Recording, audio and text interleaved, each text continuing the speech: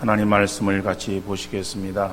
구약 성경 에스겔서 36장 22절에서 28절 말씀이 되겠습니다. 구약 성경 1208면에 있는 에스겔 36장 22절에서 28절 말씀,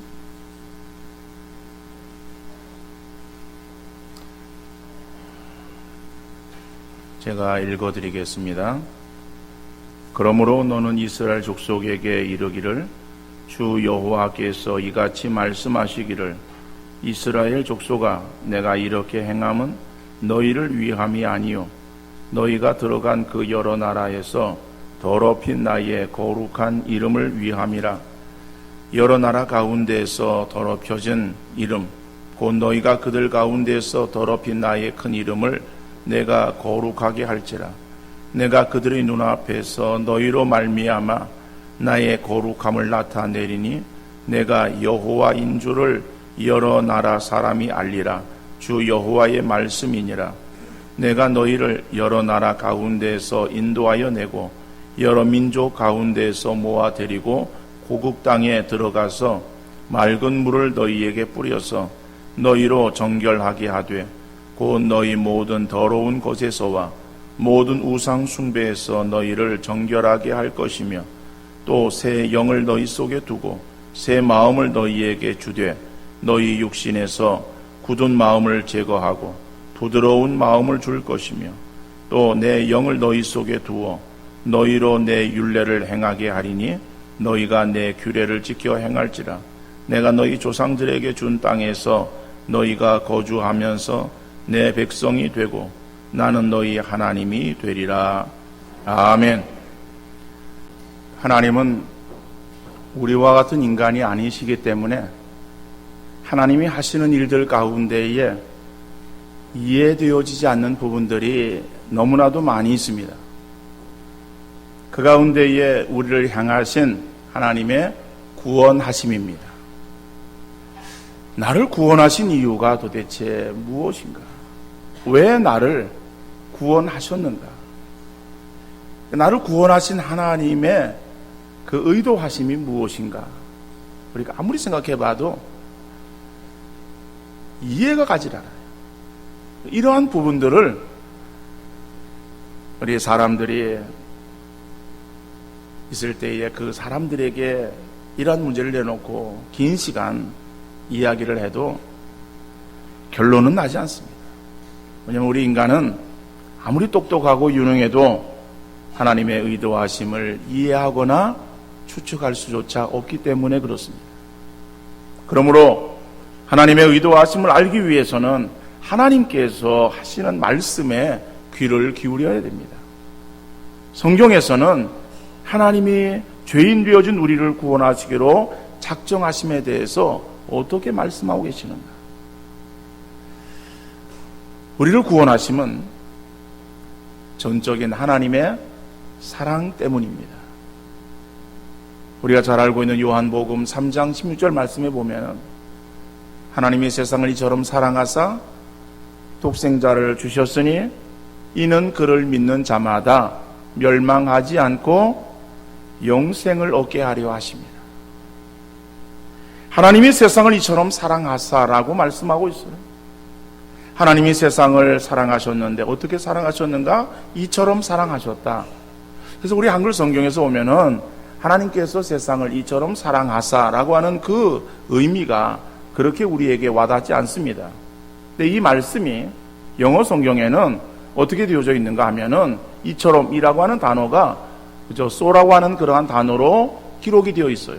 그 영어로 so라고 하는 그러한 단어도 역시 이와 같이 그렇게 그러한 어떠한 의미의 단어입니다. 그래서 한글 성경이나 영어 성경에서 보면은 하나님이 사랑하셨다라고 하는 그 사랑에 대해서 우리가 깊이 있게 느끼기가 쉽지 않습니다. 그런데 이 요한복음 3장 16절을 헬라어 성경으로 보면은 좀 더 그 하나님의 사랑을 강하게 느낄 수가 있습니다. 이처럼이라고 하는 그 단어가 헬라어로 후토스라고 하는 헬라어 단어를 쓰고 있어요. 그런데 그 단어를 헬라어 성경에서는 메인 문장의 처음에 기록하고 있습니다. 그래서 그 헬라어로 되어져 있는 헬라어 성경에서 보면은 하나님이 세상을 사랑하심에 대한 하나님의 어떠한 마음의 정도를 우리가 알 수가 있어요. 그러니까 하나님께서 세상을 사랑하셨는데 단순하게 그냥 세상을 사랑하셨다라고 하는 것이 아니라 세상을 향하신 하나님의 그러한 그 강렬한 사랑의 마음을 우리가 알 수 있는 것이다. 특별히 사랑하사라고 하는 그 사랑이라고 하는 단어도 헬라어로는 사랑이라고 하는 단어를 4가지의 그 단어로 쓸 수가 있습니다. 그러니까 각 부분에 있어서의 쓰여지는 그 헬라어의 단어가 다양하게 사용되어지고 있어요. 우리는 그저 사랑한다, 내지는 좋아한다, 이런 정도로 그쳐지고 있습니다. 그래서 모든 것들을 다 그냥 통합해서 사랑한다, 이러한 표현을 쓰고 있습니다만은 헬라어에서는 우정을 나타내고 있는 단어라든지 무슨 애정을 나타내고 있는 단어라든지 이런 단어가 각기 다르게 사용되어지고 있어요.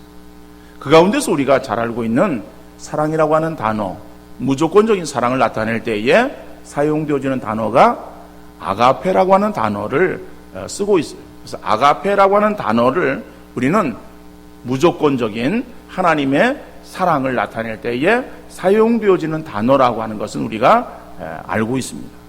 그런데 오늘 이 요한복음 3장 16절에서 하나님이 세상을 이처럼 사랑하사라고 하는 그 사랑하사라고 하는 단어에 에가페션이라고 하는 단어를 쓰고 있어요. 물론 이것은 변형되어진 그러한 말입니다만 이 단어의 원형은 아가페라고 하는 그러한 단어예요. 그렇기 때문에 하나님께서 세상을 사랑하셨는데 어떻게 사랑하셨는가 하면은 아가페의 사랑으로 사랑하셨다라고 하는 거예요. 그래서 그 아가페의 사랑으로 사랑하셨다라고 하는 그 하나님의 사랑의 정도를 아주 강하게 그래서 도치시켜서 문장에 사용하고 있는 것을 볼 수가 있어요. 그러니까 우리가 이 말을 성경에는 하나님이 세상을 이처럼 사랑하사 이렇게 되어져 있지만은 우리가 이해할 때는 하나님이 세상을 엄청나게 사랑하시사, 세상을 너무너무 사랑하시사 이런 의미로 우리가 받아 들일 수 있어야 될 것입니다. 자, 하나님께서 그러면은 세상을 사랑하셨는데 세상이라고 하는 것도 역시 이 코스모스 우주를 말하는 거예요. 그런데 여기에서의 그러한 실질적인 의미는 세상에 있는 사람들, 세상에 있는 죄인들을 사랑하셨어요. 그러면은 세상에 있는 죄인들을 하나님께서 정말 그렇게 사랑하신 그러한 이유가 무엇일까? 우리가 하나님의 사랑을 받을 만한 그러한 조건과 자격을 갖춘 사람이기 때문에 우리 그런 조건과 자격을 보시고 우리를 사랑하셨는가? 그것이 아니다라고 하는 거예요. 하나님의 속성은 사랑이에요. 사랑이신 하나님께서 우리를 사랑하실 수밖에 없기에 우리를 사랑하셨다라고 하는 말씀이에요. 요한 1서 4장 8절 말씀 보니까는 사랑하지 아니하는 자는 하나님을 알지 못하나니 이는 하나님은 사랑이심이라. 하나님은 사랑이심이라고 말씀하고 있어요. 하나님은 사랑 그 자체라고 말씀하고 있어요. 하나님의 본성은 사랑이라고 말씀하고 있습니다. 하나님께 타락한 우리 인간을 구원하시기 원하신 이유는 그분이 사랑이시기 때문에 그런 것이다. 그 사랑이 기인해서 우리를 죄악 가운데서 건져서 하나님의 자녀 삼아 주신 거예요. 우리를 구원하신 것입니다. 바로 이러한 사실에 대해서 에스겔 선지자는 아주 잘 묘사하고 있어요. 그래서 에스겔서 16장 4절 이하 6절 말씀을 보면은 내가 난 것을 말하건대 내가 날 때에 네 배꼽줄을 자르지 아니하였고 너를 물로 씻어 정결하게 하지 아니하였고 내게 소금을 뿌리지 아니하였고 너를 강보로 싸지도 아니하였나니 아무도 너를 돌보아 이 중에 한 가지라도 내게 행하여 너를 불쌍히 여긴 자가 없었으므로 내가 나던 날에 내 몸이 천하게 여겨져 내가 들에 버려졌느니라. 내가 내 곁으로 지나갈 때에 내가 피투성이가 되어 발짓하는 것을 보고 내게 이르기를 너는 피투성이라도 살아있으라. 다시 이르기를 너는 피투성이라도 살아있으라 하고. 여러분, 이스라엘 백성을 어떻게 지금 묘사하고 있습니까? 갓 태어난 핏덩어리에 비유하고 있어요. 근데 그 갓 태어난 핏덩어리가 제대로 배꼴줄도 자르지 아니하고 또 씻겨지지도 아니하고 뭐 이러한 상황 속에서 들에 버려졌다라고 말하고 있어요. 그 들에 버려진 그 피투성이, 갓난 어린 생명. 여러분, 그 생명이 들에 버려졌는데 어떻게 되겠습니까? 그거는 보나마나 결과는 뻔한 거예요. 그냥 내버려 두면은 그 어린 생명은 죽는 거예요. 살 수가 없습니다. 혼자서 스스로 살아나올 수 있겠습니까? 도무지 그럴 수 없어요. 그래서 들에 버려져서 죽을 수밖에 없는 그러한 그 인생이에요. 근데 그 인생에게 있어서 하나님께서 지나치면서 그 발짓하고 있는, 그 몸부림치고 있는 어린 생명을 보신 거예요. 얼마나 가련하고 얼마나 불쌍하게 여기셨겠어요? 그래서 너는 피투성이라도 살아있어. 너는 죽을 수밖에 없는 그러한 존재이지만은 너는 살아야 된다. 라고 해서 그 피투성이를 건져서 살려주셨다. 라고 말씀하고 있어요. 그러니까 여러분, 우리가 구원받기 이전에 우리의 그러한 실체가 어떠한 존재였었는가? 그것은 우리가 죄악 가운데에 죽을 수밖에 없는, 죽었던 그러한 존재, 버려진 존재. 그냥 내버려 두면은 그냥 죽음으로 치달아 갈 수밖에 없는 그러한 인생들이었는데, 하나님께서 그런 인생을 보시고 불쌍히 여기사 그 인생을 건져주신 거예요. 그래서 우리가 구원받아 하나님의 자녀가 되어진 줄로 믿습니다. 우리가 하나님의 자녀 되어진 것은 우리의 가지고 있는 조건이 아니에요. 우리 가지고 있는 어떠한 자격 때문에 하나님께서 우리를 살려주신 것이 아니라고 말씀하고 있어요. 우리는 아무것도 하나님 앞에 한 것이 없어요.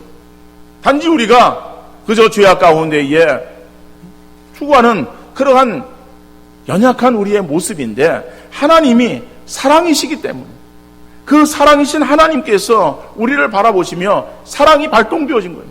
그래가지고 우리를 살려주셔야 되겠다라고 하는 그 하나님의 본성에 기인해서 우리를 자녀로 불러주셨다. 여러분, 그러면은 하나님의 사랑 가운데 우리가 구원함을 얻었습니다. 그래서 우리는 구원받았다라고 그렇게 말을 합니다. 그런데 구원이라고 하는 것은 여러 순서가 있습니다. 우리가 일반적으로 구원받았습니까? 나는 구원받았습니다 라고 그렇게 말하는 구원이라고 하는 것은 이것은 좁은 의미예요. 그러한 구원을 말하는 거예요. 넓은 의미에서의 모든 구원의 과정들을 다 포함하는 것이 아니라 좁은 의미에서의 구원. 그 좁은 의미에서의 구원은 무엇을 말하는가 하면은 중생을 말하는 거예요. 그러니까 중생이라고 하는 것은 거듭나는 거예요. 새롭게 다시 출생하는 거예요. 그러니까 거듭났다, 중생했다라고 하는 이 말은 다시 창조되었다라고 하는 라틴어에서 유래되어진 말이에요. 그러니까 성경에서는 이 중생에 대해서 여러 가지로 표현하고 있습니다. 요한복음에 보니까는 거듭나다, 영으로 다시 나다, 태어나다, 이러한 그 표현을 쓰고 있어요. 요한복음 3장 6절, 7절 말씀 보니까는 육으로 난 것은 육이요, 영으로 난 것은 영이니 내가 네게 거듭나야 하겠다 하는 말을 놀랍게 여기지 말라. 그래서 거듭나야 하겠다라고 하는 말을 이상하게 여기지 말라라고 말씀하셨어요. 그러니까는 다시 중생한다, 우리가 거듭난다라고 하는 이러한 이 말, 이것이 우리가 이제 구원 받았느냐라고 하는 그러한 질문의 내용의 그러한 이 구원 중생을 말하는 것이죠. 베드로서에도 보면은 베드로전서 1장 3절에서 우리 주 예수 그리스도의 아버지 하나님을 찬송하리로다. 그의 많으신 긍휼대로 예수 그리스도를 죽은 자 가운데서 부활하게 하심으로 말미암아 우리를 거듭나게 하사 산 소망 있게 하십니다.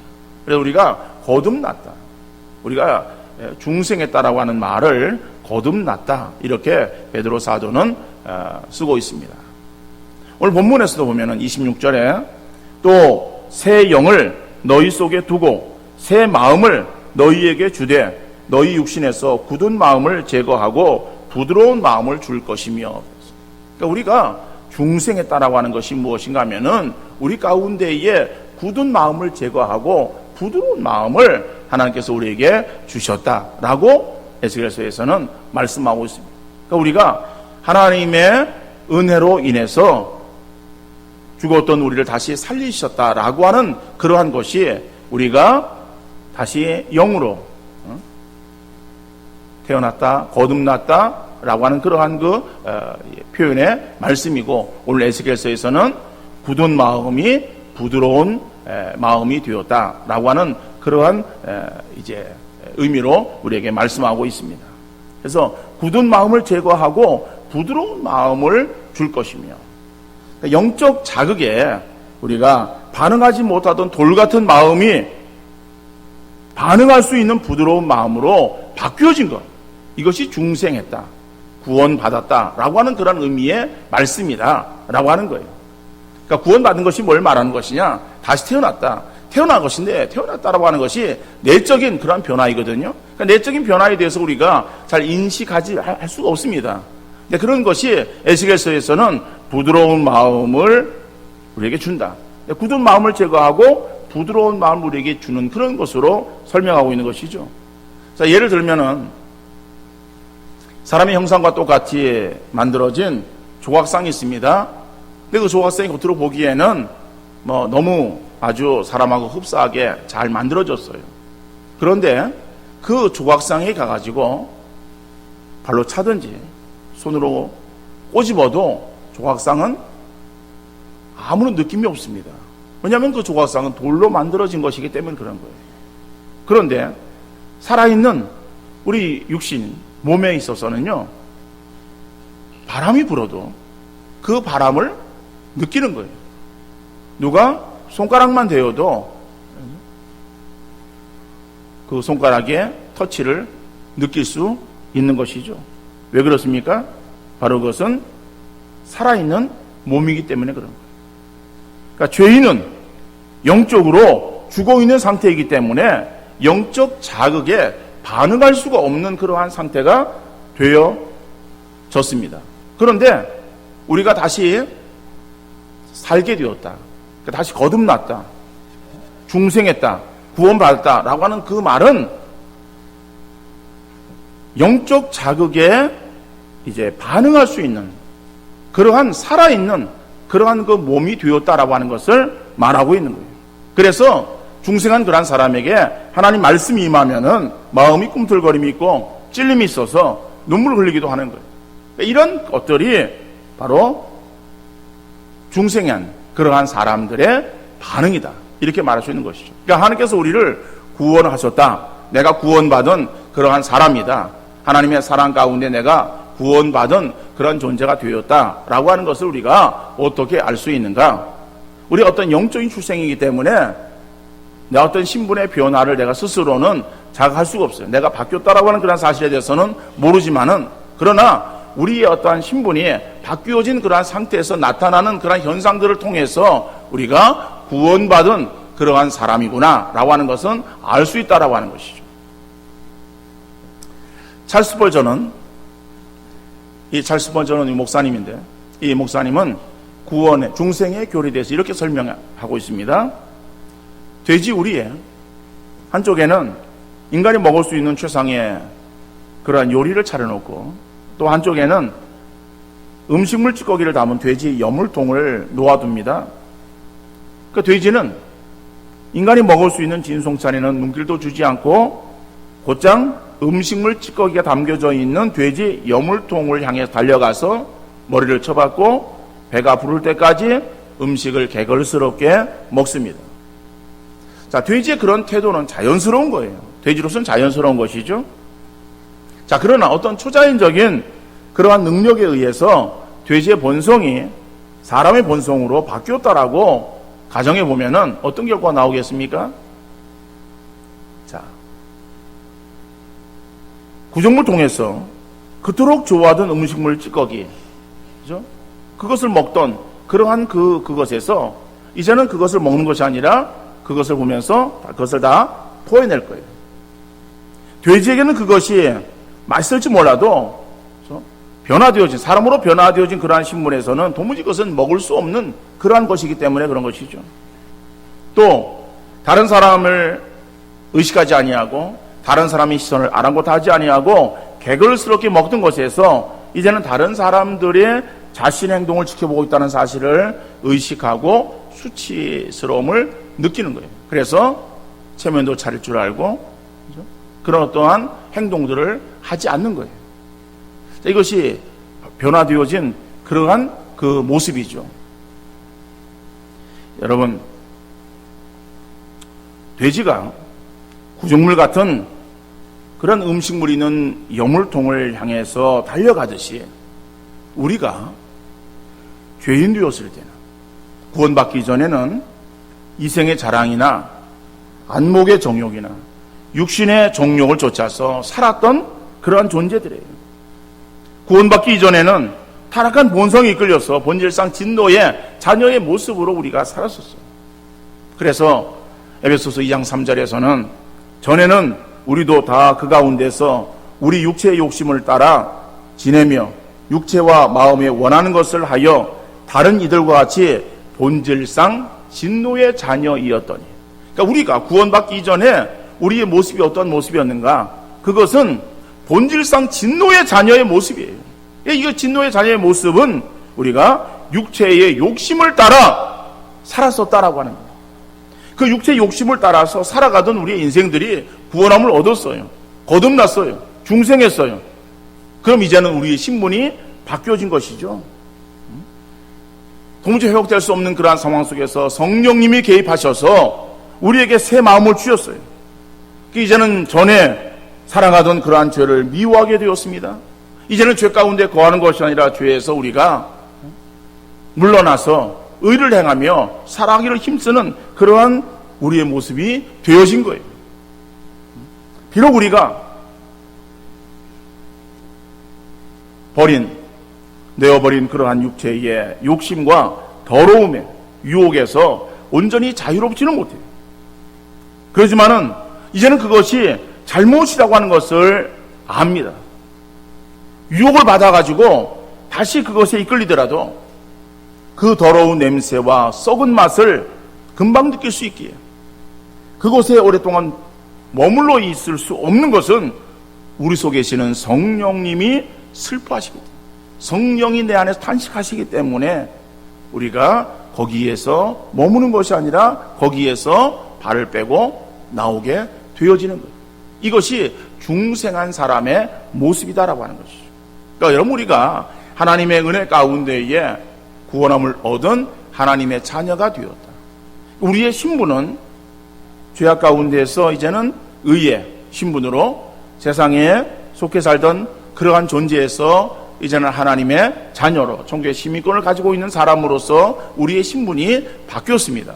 바뀌어진 그러한 그 상태, 여기에는 우리가 한 것이 아무것도 없어요. 단지 하나님의 사랑으로 인해서 우리가 구원함을 얻게 되었어요. 그러면 구원함을 얻어서 우리가 이 땅 위의 삶을 살아간다. 그 구원함은 중생이라고 말씀했습니다. 다시 거듭난 그러한 인생으로 이 땅 위에서 삶을 살아갈 때에 비록 우리의 그러한 그 모습이 세상 사람들과 비슷하게 보여도 그러나 그들과는 본질적으로 같지 않다라고 하는 것이죠. 왜 그렇습니까? 이것은 우리도 세상에 살 때는 세상의 욕심을 따라서 그것을 즐거워하며 그것을 쫓아가던 그러한 그 삶에서 이제는 그것이 아니다라고 하는 것을 이제는 알고 유혹에 빠져서 그것에 우리가 발을 딛는다 할지라도 그것에 머물러 있지 않고 그것에서 나오기를 원하는 것은 우리 속에 계시는 성령의 역사하심에 우리가 반응하기 때문에 그런 것이다.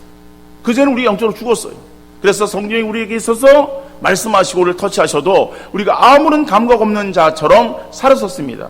그냥 돼지처럼 그냥 세상에서 그런 것들이 우리 어떤 욕심을 따라서만 살아갔던 우리의 모습들인데 이제는 거듭나 새로운 신분의 사람이 되었다라고 하는 그것은 우리 속에 계시는 성령께서 우리의 심령을 터치하실 때에 우리가 거기에 민감하게 반응해서 아하, 이렇게 살아서는 안 되는구나, 내 것이 행하는 것이 지금 잘못이구나 라고 하는 것을 깨닫고 거기에서 발을 빼고 다시 주께로 돌아오는 그러한 삶을 살아갈 수 있는 것, 이것이 거듭난 중생한 그러한 사람들의 모습이다. 여러분, 그럼 우리를 왜 하나님께서 하나님의 자녀로 우리를 구원하셨는가? 물론 하나님의 사랑으로 인해서 우리를 구원하셨다라고 성경에 말씀하고 있습니다만은 오늘 본문은 좀 더 그 사실을 분명하게 우리에게 말씀하시고 있습니다. 우리를 구원하신 목적이 무엇이냐? 그건 하나님의 영광을 위해서 그렇다라고 말씀하고 있습니다. 오늘 본문 22절 말씀입니다. 그러므로 너는 이스라엘 족속에게 이르기를 주 여호와께서 이같이 말씀하시기를 이스라엘 족속아, 내가 이렇게 행함은 너희를 위함이 아니요 너희가 들어간 그 여러 나라에서 더럽힌 나의 거룩한 이름을 위함이라. 너희를 구원한 것은 너희 자신들을 위해서 그런 것이 아니라 너희가 들어간 그 여러 나라에서 더럽혀진 나의 이름을 다시 거룩한 이름으로 회복하게 하기 위해서 너희를 구원했다라고 말씀하는 거예요. 그러니까 우리가 구원받은 것은 어떠한 이유에서 구원을 받았습니까? 하나님의 영광을 드러내는 삶을 살아가도록 우리를 구원하신 줄 믿으시기를 바랍니다.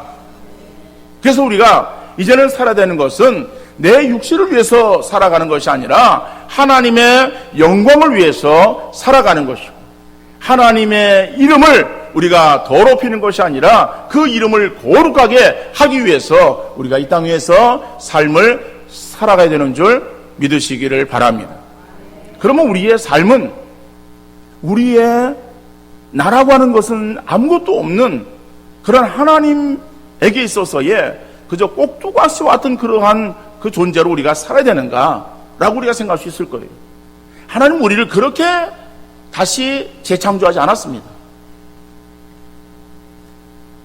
사람이 제일 되는 목적이 무엇이냐라고 성경을 요약한 그러한 이 문답서에서, 소요리 문답서에서 1문에서 질문하고 있습니다. 사람의 제일 되는 목적이 무엇이냐? 거기에 대한 대답은 하나님을 영화롭게 하고 영원토록 그를 즐거워하는 것이다 라고 말하고 있습니다. 그래, 우리 인생의 목적이 무엇이냐 하면요, 우리 인생의 영원토록 하나님을 영화롭게 하는 거예요. 그리고 하나님으로 인해서 늘 즐거워하는 것을 말하는 거예요. 여러분, 우리가 그전에는 세상 속에서 세상에 속한 것들, 우리 육신의 안목의 정욕이나 이생의 자랑이나 어떠한 육신의 어떤 욕망에 치우쳐서 그것을 추구하면 우리에게 참된 만족이 있고 행복이 있는 줄 알고 그것을 향해서 나아가던 우리의 삶이었어요. 그런데 여러분, 세상 속에서 우리가 쾌락을 추구하면서 살아가는 그런 우리 인생에 참된 만족을 얻을 수가 있겠습니까? 마치 그러한 삶은 뜨거운 여름철에 목이 가래서, 그래서 자꾸 청량음료를 들이켜. 근데 그 청량음료가 우리를 시원하게 하는 것이 아니라 이 단맛이 더 우리로 하여금 계속해서 갈증을 유발시키듯이, 세상의 것들은 우리에게 있어서의 더 다른 것, 더 좋은 것, 더 뭐 새로운 것이 없는가? 이것을 자꾸만 찾게 만드는 거예요. 우리에게 만족감을 주는 것이 아니라 계속 우리 불만족함 가운데에 우리를 거하게 만드는 거예요. 근데 우리 진정한 우리 인생의 행복이라고 하는 것은요, 우리 인생들이 하나님 안에 거할 때에 우리가 참된 만족을 얻게 되어지는 줄 믿으시기를 바랍니다. 왜 그런가 하면 우리는 하나님의 자녀이기 때문에 그래요. 우리가 하나님의 자녀가 되었기 때문에 자녀들은 부모와 함께 있는 것이 가장 즐거움이에요. 어린 자녀들은 부모의 품 안에 거할 때에 가장 만족을 느끼는 거예요. 가장 평안함을 느끼는 거예요. 우리 인생 그렇습니다. 하나님과 함께하는 그러한 삶이 우리에게 주는 영원한 즐거움 가운데에 거하는 삶인 줄 믿습니다. 더 나아가서 하나님 우리를 통해서 하나님의 이름의 거룩함을 드러내기 위해서 우리를 불러주었다라고 말씀하는 거예요. 그렇다면 우리가 기도할 때 이제 어떻게 기도해야 되겠습니까? 단지 하나님 내게 있어서 이런 것도 주시고 저런 것도 주시고 이렇게 되게 하시고 이렇게 잘 되게 하시고 라고 하는 어떠한 나를 중심에서 필요한 것들을 구하는 것이 아니라, 여러분 내가 이 땅 위에 삶을 살아갈 때에 나의 어떠한 그러한 인생의 어떠한 목적이 아니라 하나님의 이름의 거룩함을 드러내기 위해서 우리가 기도해야 됩니다. 그래서 하나님, 내가 이러한 모습들을 이룰 때에 세상 사람들이 나의 모습을 보고 하나님을 조롱할까 염려되오니 하나님 나를 들어서 사용하셔서 하나님의 영광이 드러나게 하시고 하나님의 이름이 이 땅 위에 더욱더 드러나고 거룩함이 드러날 수 있도록 하나님 나를 사용하여 주옵소서. 기도할 수 있는 여러분들 되어질 수 있길 간절히 바랍니다. 우리는 하나님의 이름을 가지고 살아가는 자들이에요. 하나님의 이름에 우리의 영광을 드리기 위해서 우리가 하나님 앞에 그것을 가지고 간구하는 우리 모든 성도님들 되어질 수 있기를 간절히 바랍니다. 그럼 하나님은 하나님의 이름 때문에 우리를 높여 주실 줄 믿습니다. 하나님은 하나님의 이름 때문에 우리를 세상 속에 더욱더 잘되게 하실 줄 믿습니다. 우리의 어떠한 영광, 나의 어떠한 인생의 목적을 이루기 위해서 하나님을 우리가 사용하는 것이 아니라 하나님의 영광을 위해서 나를 사용해달라고 기도하는 우리의 기도에 하나님 선한 응답으로 역사해 주실 줄 믿습니다. 하나님 우리를 구원하셨습니다. 하나님의 사랑이 우리를 죄 가운데서 의로 인도하셨어요. 근데 하나님이 우리를 거듭나게 하사 하나님의 자녀 삼아주신 것은 단순한 그저 우리 자신을 위한 것이 아니라 이 땅 위에서 여러 나라에서 하나님의 이름이 더럽혀짐을 막기 위해서, 그 하나님의 이름이 다시 거룩함을 얻게 하기 위해서 우리를 불러주었다라고 하는 이 사실을 기억하시고 하나님의 이름을 가지고 담대하게 세상 속에서 승리하시는 우리 믿음의 성도들 되어질 수 있기를 주님 이름으로 축원합니다.